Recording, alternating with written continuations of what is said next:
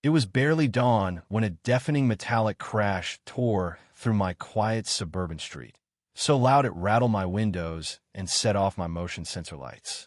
I stumbled to the door, still in my tie, briefcase in one hand, coffee mug in the other, thinking a semi-truck had plowed into my garage. But what I saw was worse, way worse. Smack in the middle of my driveway sat a hulking, rusted dumpster, looking like it had been dropped from the sky. And half shoved inside, with its rear bumper dangling out, was a gleaming black BMW SUV, its vanity plate screaming queenless. I blinked, thinking the early morning fog was playing tricks on me. But no, it was real. And then I heard a sharp clack of heels on pavement. Elizabeth, my neighbor, strutted up like she was about to unveil a masterpiece. "What the hell is this?" I demanded, my voice sharper than I meant. She flashed a smug grin and chirped, "Welcome to Neighborhood Beautification Week." I thought it was a prank, some over-the-top HOA stunt that had end with a laugh and a tow truck. But Elizabeth wasn't laughing, and neither was I.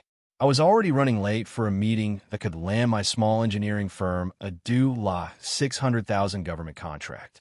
My car was trapped, blocked by a 4-ton heap of garbage stuffed with broken chairs, warped ceiling tiles, and what looked like a couch that had lost a fight with mold. "Who authorized this?" I pressed, trying to keep my cool. Elizabeth tapped her clipboard, cool as ice, and said it was her new initiative, greenlit by the HOA president. I pointed out we didn't saw president. She sipped her oversized iced latte and said, "I've stepped into the role temporarily." I was floored. This woman had just hijacked my driveway, and she was acting like it was a public service. I yanked out my phone and called the city. After bouncing through 4 departments, I reached someone in sanitation who checked the address. No permit for the dumpster. Then came the gut punch. The rental was booked under my name.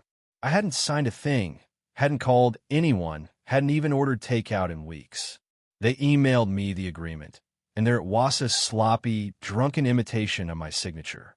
Elizabeth had forged my name, rented a dumpster, and turned my property into her personal landfill. I stormed back outside, phone practically cracking in my grip. She was now bossing around 2 teens, directing them to toss more junk into the heap. "I know what you did," I said, voice low. "You forged my signature. The city's involved." She smirked, tossed a set of broken blinds into the dumpster with a clang, and said, "Take it up at the next HOA meeting." Then she turned her back like I was beneath her. That was the moment I knew this wasn't just a one-off. Elizabeth wasn't just entitled, she was a menace. I missed my meeting. My team fumbled the pitch without me, and my partner called to say the investors were questioning our leadership. All because this suburban tyrant decided my driveway was her stage. I spent hours calling city officials, but no one could move fast. One guy even chuckled when I mentioned the BMW stuck in a dumpster.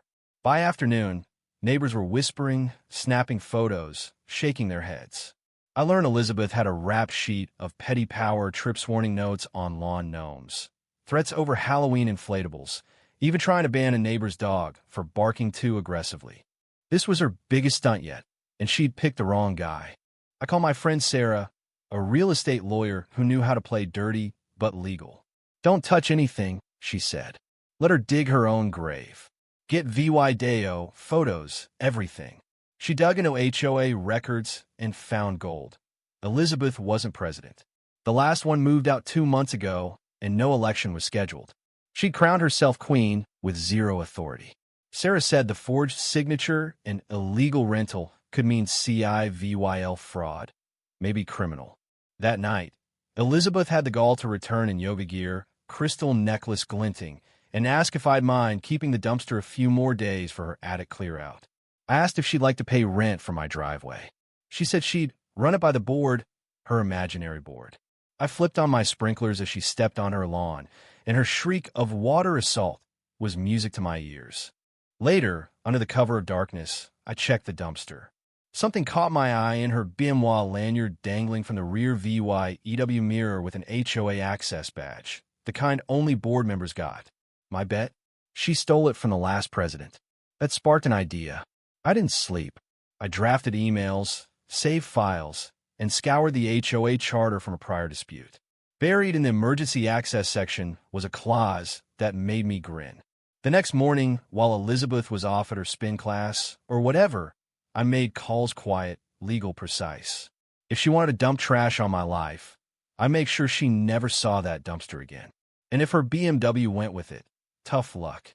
At 4:50 a.m., I stood in the cold, staring at the dumpster like it was a sleeping beast. My cousin Mike's tow truck rolled in, headlights off, engine purring.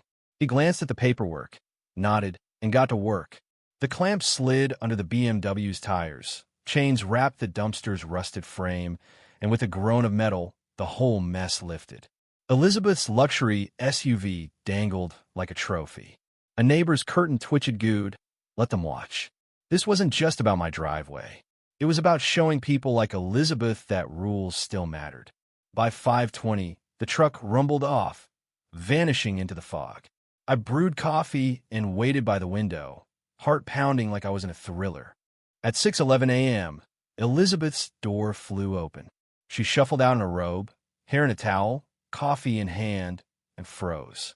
Her head tilted, jaw dropped, like her entire world had been stolen. The dumpster was gone. Her BMW was gone. She bolted inside, then stormed out 4 minutes later, fully dressed, purse swinging like a weapon. She pounded on my door, screaming about theft, dumpster abduction, and grand larceny. I opened the door, sipping my coffee, and handed her the city's code, violation notice, and towing authorization. Illegal obstruction, I said. Forged rental. She crumpled the papers, shrieking that her cat, Tinkerbell, was in the car, trapped, maybe dying. I knew there was no cat I'd checked, but she swore on her life, tears streaming, and called the police, sobbing about a government-enabled pet kidnapping.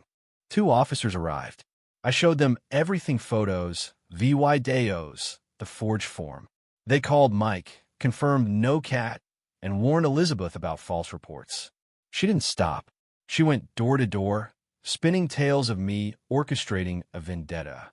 Some neighbors nodded, others rolled their eyes.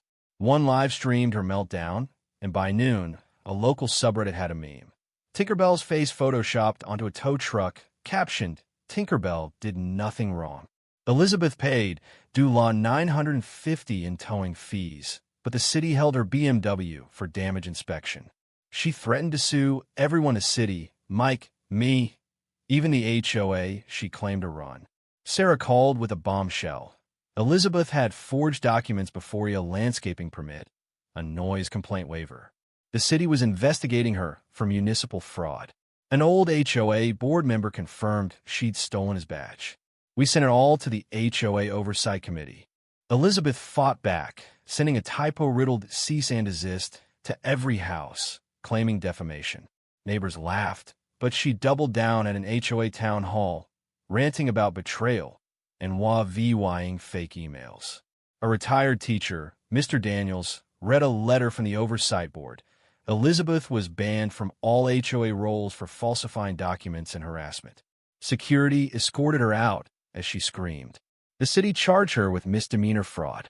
Neighbors threw a block party, toasting her downfall with lawn games and a mug for me that read Neighborhood Cleanup Crew, with a tiny dumpster towing a BMW. Elizabeth sold her house and slunk away, maybe to terrorize another HOA in Florida. Months later, the HOA ran smoothly, rules voted on, not dictated. I joined the Sorry board to keep the line drawn. The city refunded my citation, and the scratches on my driveway stayed a badge of standing my ground. Justice wasn't loud. It was quiet, relentless, and by the book. Every time I take out the trash, I smile, knowing I'm ready with proof, patience, and Mike's number on speed dial. What do you think? Was I too harsh towing Elizabeth's car? Or did she deserve every bit of it? Should neighbors always fight back against HOA tyrants? Or does it risk escalating too far? Drop your thoughts below. Hit that like button if you're team cleanup, and subscribe for more stories where entitlement gets towed away.